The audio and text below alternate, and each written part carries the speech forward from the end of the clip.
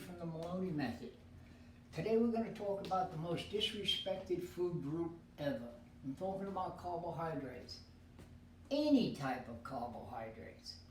The simple sugar or the sugars that have respect, that they say it's the long chain. Carbohydrates have been the most important food for humanity from the beginning. It is the most powerful energy that you can get. It is the energy that allowed us, when we stood up, to hunt or run away from being hunted. If you haven't eaten in a while, let's say like take 8 hours, you haven't eaten, right? And you got that feeling, okay? You can't think, you're dizzy, whatever, okay? Someone gives you a slice of turkey, okay? Okay, I had a slice of turkey, makes me feel a little bit better. Someone gives you a little thing of butter. Oh, a little butter made me feel better. Someone gives you a cookie. You eat that cookie, it's a game changer. There's the message, okay? Quick energy, powerful energy, whether it comes from simple sugars or the more long chain carbohydrates, is your most important food, okay? When you become a trainer, the problem is, you read all this stuff, generally people come into the gym and they're trying to reduce calories. Carbohydrates have such a bad name that in their brain they're saying, okay, I'm going to reduce everything, I'm going to reduce the carbs, okay? I'm going to reduce this, reduce that. You cannot go into a weight room without carbohydrates. You can go in with no carbohydrates, but you'll be almost comatose. I have seen trainers through the years that they're taking on a new training program and they're fooling around with their diet and they're coming in and they're feeling good. Well, I didn't have any carbs today. I had a little this, little that. You have no chance in the weight room, okay? The problem is, it's all in reverse. What has to happen, and of course the doctors, because most of them aren't trainers, they don't tell you this. They just tell you, reduce your carbohydrates because there are a lot of calories and you have excess calories, and excess calories end up being fat, okay? So they tell you just reduce your carbohydrates. What they should tell you is build a machine that uses carbohydrates instantly and increase the storage that you can have on carbohydrates with muscle building. You can increase your storage on carbohydrates by weight training. A well-trained, let's say a real athlete, 175, a real athlete, he can store 5,000 calories. 5,000 calories of carbohydrates. I'm talking prime time. Prime time. Now, when a person starts training, a normal person obviously can't store that much, okay? You have a certain amount that goes to the liver, which takes care of the brain and the spinal column, okay? But you have a certain amount that goes to the muscles. An untrained person has a limited amount that goes to the muscle. He starts weight training, that amount increases dramatically over time, okay? Now the problem happens too is you can't weight train without carbohydrates. You gotta get that. You can't really train without carbohydrates. It is a force. It is a completely different level than going through the motions. No matter what anyone says, you're going through the motions on fat and protein.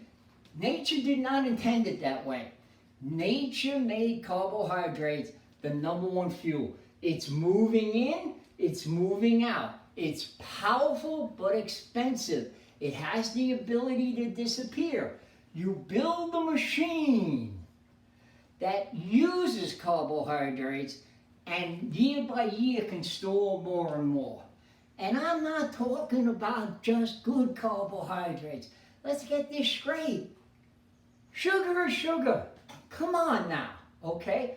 Agreed. There's more nutrients in a baked potato than there is in honey or a cookie, okay? But when you need it quick, you go to sugar, okay? And that, you talk about, hey, you'll get the spike. There's nothing wrong with the spike if you take it somewhere. You get the spike, take it somewhere. There's a problem with the spike when you don't have anywhere to take it. So, understand, everything is in reverse. Carbohydrates, the key is you gotta keep eating them. You need them for your workout, to have real workouts, and you need to build a machine that can store more and more and more carbohydrates. What it is it's glycogen. Carbohydrates turns into glucose, okay, which goes into the storage as glycogen, okay? The instant hit is used immediately.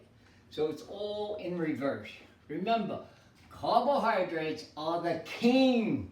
They're the king of energy. Don't listen to any other crap, okay? You gotta have carbs, you gotta work hard, and you gotta build a machine that can absorb and save and use carbohydrates. Remember that stat. A super trained athlete can store 5,000 calories in glycogen, okay? Pretty amazing.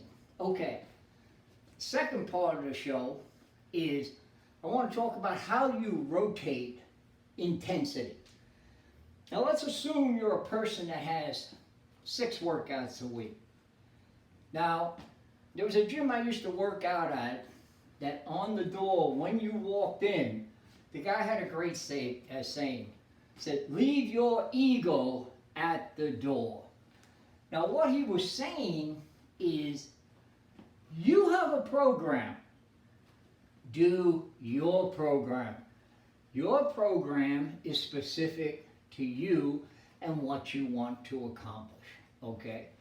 The reason this is important is if a person is training with iron 6 times a week, now going back to the first part of the show, what's going to happen with this type of training, if you're hitting the iron 5-6 times a week with different intensities, you are building a carbohydrate efficiency machine, okay? Regardless if you're hitting high intensity every day, which you should not do. The way you should approach intensity on a 6-day program, you should have 3 levels: high, medium, and light. You gotta have the discipline to stick to that program. Because what's gonna happen is when you have your high intensity day, the next day should be middle intensity. What happens is you come into the middle intensity day and you're thinking back to the high intensity day and you're saying, I should do that again. No. The way you judge it on your high intensity day, you should have 1 to 2 reps left. On your medium intensity day, you should have 2 to 3 reps left every set. On your low intensity day, you should have 3 to 4 reps every set. But you're getting in a lot of sets because you're building a carbohydrate eating machine. You're building a machine that can store carbohydrates and use carbohydrates, okay? So let's take a week. Monday high, Tuesday medium, Wednesday light, okay? But you're getting in 20 or 25 sets every day. You have to have the discipline to control your enthusiasm when you think you can do more. That is the key. The discipline to control your enthusiasm when you think you can do more. Your high intensity day, you can go within 1 rep to failure. Again, multiple sets. But you'll get into trouble on your medium intensity and light intensity because you're saying, I feel good. I can meet what I did Monday. No. Monday, Tuesday, Wednesday. Thursday, hi honey. You're okay. Thursday you come back. You got the high intensity. Friday medium, Saturday light. That's a good week, okay? You're building the carbohydrate machine. You worked your muscles. You built volume.